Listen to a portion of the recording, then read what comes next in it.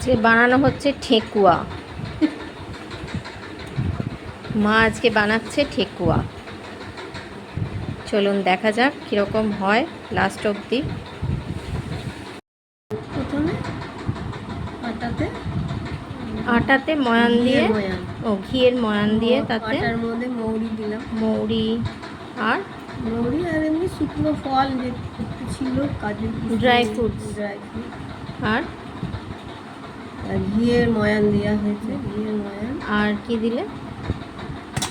গুড় দিয়ে মাখলে না? দিয়ে গুড়টাকে গলিয়ে গুড় দিয়ে মাখলাম।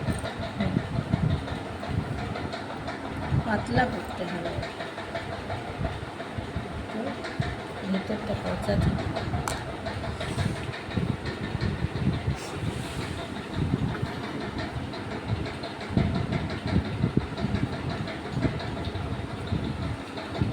ওই একটা ছাঁচ দিচ্ছি আর কি, ওই তো আমাদের ছাঁচ নেই, ছাঁচ দিয়ে দিচ্ছি। ঠেকুয়াগুলো গড়া হয়ে গেছে, এবার গরম তেলে এগুলোকে ভাজা হবে।